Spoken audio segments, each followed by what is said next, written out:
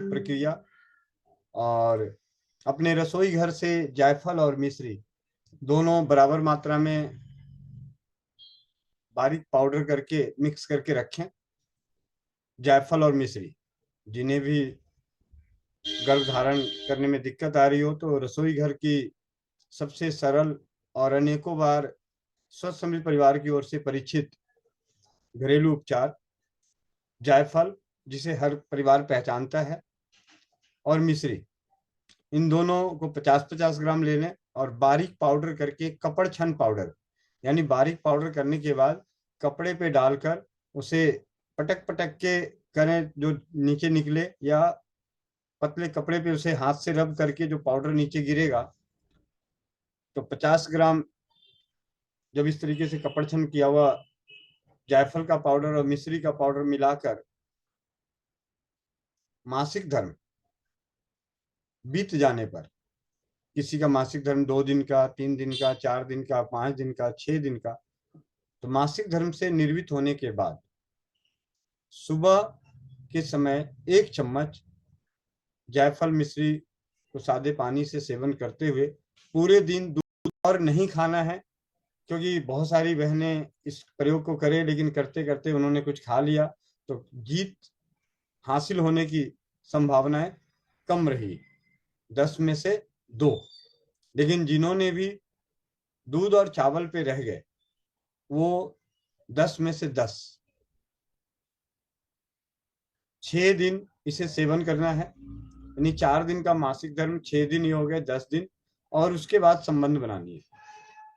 और उस बीच में संबंध बनाते वक्त स्वर का ध्यान रखना बेहद जरूरी है कि पुरुष का जो है सूर्य स्वर चल रहा हो और स्त्री का चंद्र स्वर। स्वर बदलने की विधि, स्वर पहचानने की विधि की जानकारी हम सभी को है। तो इस प्रकार करने से ये अनुभव आया है।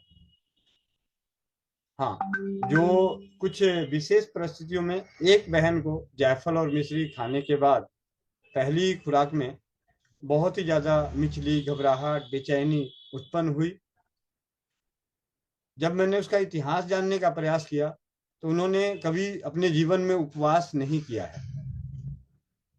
जो अपने जीवन में उपवास नहीं करते, उन्हें ये समस्याएं आती है। क्योंकि खाना भी पहले ही बोला जाता है कि दूध और चावल खाना है, तो माइंड सेट पहले ही रहता है सिर्फ दूध और चावल, कैसे रह पाऊंगी, कैसे खा पाऊंगी, मतलब थॉट्स जो है, हमारा हार्मोन्स हमें कमजोर करता जाता है।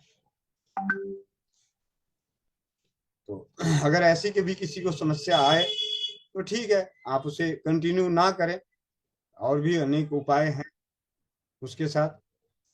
ये तो रह गया अनुभव। इस अनुभव की जानकारी पूरे अच्छे तरीके से इसी स्वर विज्ञान का सहारा लेकर अभी तक 4 जीत हासिल हुई, जिनमें किसी को 3 साल, किसी को 4 साल और किसी को 5 साल से गर्भ धारण करने की। तो जब मैं पढ़ा, हम सभी नकलची बंदर हैं, स्वास्थ्य क्षेत्र में राजीव भाई के व्याख्यानों से ज्ञानित होकर कि जिस क्षेत्र में आपको कार्य करना है उस क्षेत्र का स्वाध्यायी बनना होगा, और खास करके हम सभी का क्षेत्र है स्वास्थ्य और शून्य खर्च चिकित्सा। तो इन दोनों को इन दोनों का समावेश स्वर विज्ञान की, स्वर चिकित्सा के जरिए जानकारी मिली, तो मैंने कहा इसे परीक्षित किया जाए। तो जो मेरे जानकार में जो भी परिवार गर्भधारण के लिए संपर्क में थे, तो उन्हें व्यक्तिगत रूप पे कॉल करके बताया, समझाया। और संयोग से 2 परिवार ऐसे थे कि उन्हीं दिनों में उनका मासिक धर्म भी चल रहा था। 2 महीने लगातार, पहले महीने जीत हासिल नहीं हुई, शायद उन्हें अपने स्वर पहचानने में दिक्कत आई होगी या जो भी हुआ होगा, लेकिन दूसरे महीने में 2 परिवारों को जीत हासिल हो गई, एक 4 साल से और एक 6 साल से, और कोई औषधि नहीं। तो स्वर चिकित्सा की जीत मिलने के बाद विश्वास का स्तर और बढ़ा।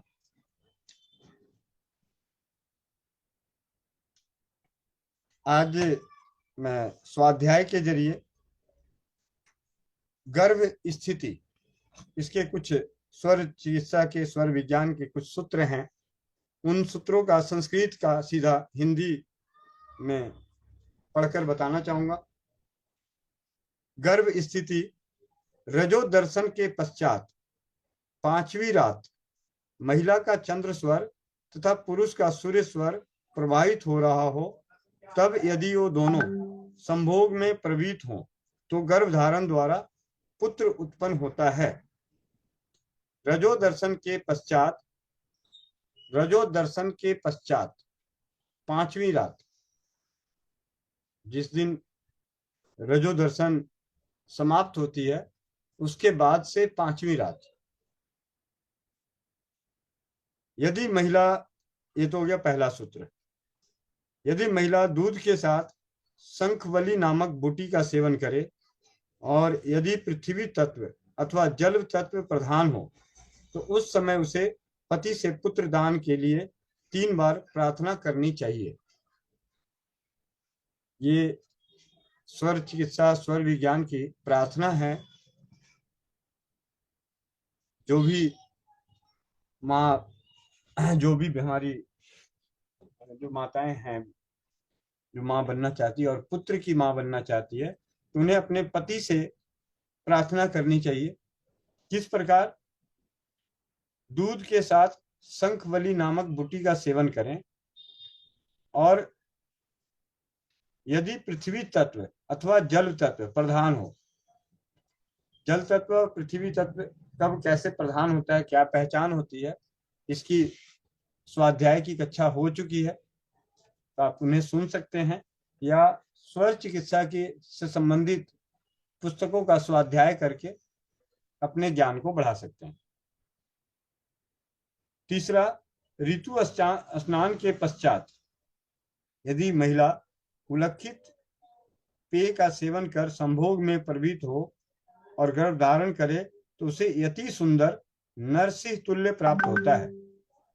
यानी ऊपर वाले सूत्र के साथ शंखवली नामक बूटी का सेवन दूध के साथ करे,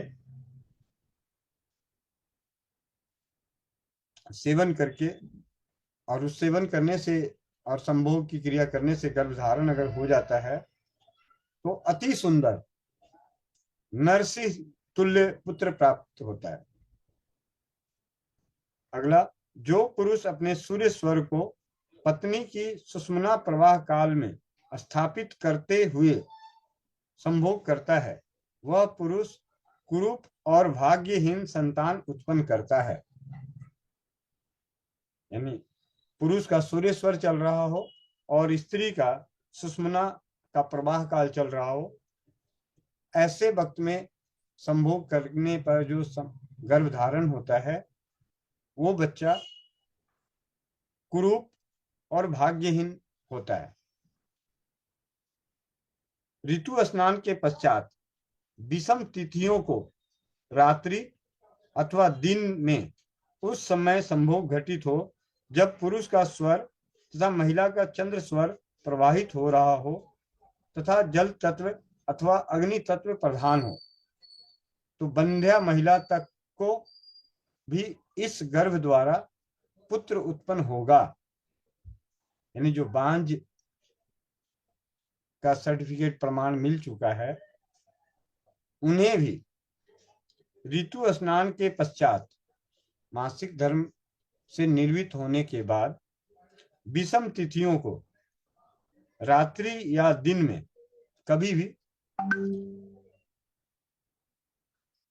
संभोग करते समय पुरुष का सूर्य स्वर और महिला का चंद्र स्वर प्रवाहित हो रहा हो तथा जल तत्व अथवा अग्नि तत्व प्रधान हो, तो बंध्या महिला तक को गर्भ द्वारा पुत्र उत्पन्न होता है।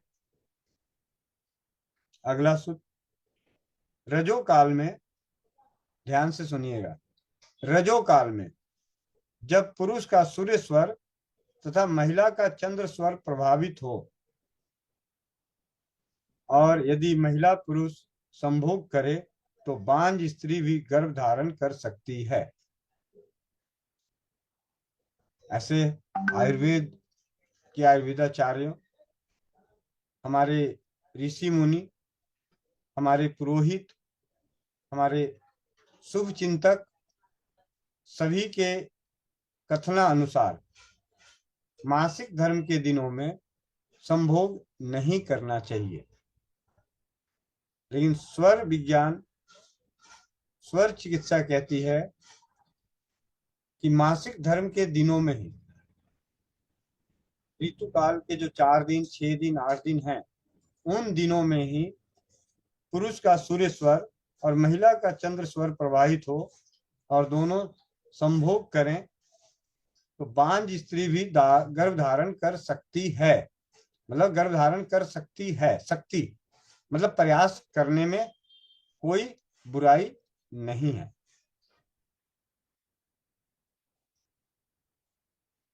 यदि संभोग के समय पुरुष का सूर्य स्वर प्रभावित हो परंतु एकाएक संकलन के समय चंद्र स्वर का प्रवाह प्रारंभ हो जाए तो ऐसे संभोग से गर्भ स्थापन नहीं होते। अब पूरा ध्यान देने वाली बात क्या है कि उस पूरे संभोग काल में पुरुष का सूर्य स्वर ही चलना चाहिए और स्त्री का चंद्र स्वर ही चलना चाहिए। स्वर अगर चेंज हो गया तब भी नहीं होगा।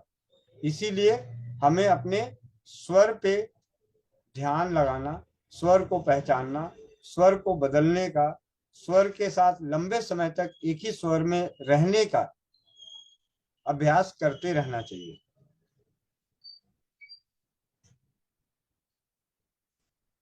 अगला, गर्भ से संबंधित प्रश्नों का उत्तर देते समय यदि चंद्र स्वर प्रभावित हो तो लड़की, और यदि सूर्य स्वर प्रभावित हो तो लड़का, और यदि सुषुम्ना प्रभावित हो तो गर्भपात होगा। गर्भावस्था में किसी गर्भवती बहन से गर्भ से संबंधित अगर प्रश्न पूछते हैं और उत्तर देते समय यदि चंद्र स्वर प्रभावित हो रहा हो तो लड़की, और सूर्य स्वर प्रभावित हो रहा हो तो लड़का, और सुषुम्ना अगर हो रहा हो तो गर्भपात। अगला, यदि प्रश्न काल में पृथ्वी तत्व प्रधान हो तो लड़की, जल तत्व प्रधान हो तो लड़का, वायु तत्व में लड़की, अग्नि तत्व प्रधान हो तो गर्भपात तथा आकाश तत्व प्रधान हो तो नपुंसक संतान उत्पन्न होने का योग रहता है। उसके आगे, चंद्र स्वर लड़की, सूर्य स्वर लड़का और दोनों स्वर नपुंसक संतान उत्पन्न होने का संकेत करते हैं, परंतु यदि प्रश्न काल में प्रश्नकर्ता का स्वर पूर्णतः प्रभावित हो तो पुत्र होने की अधिक संभावना रहती है। ये कुछ स्वर विज्ञान की जटिल बातें थी जो धीरे धीरे हम सभी को समझ में आएगी स्वाध्याय के जरिए।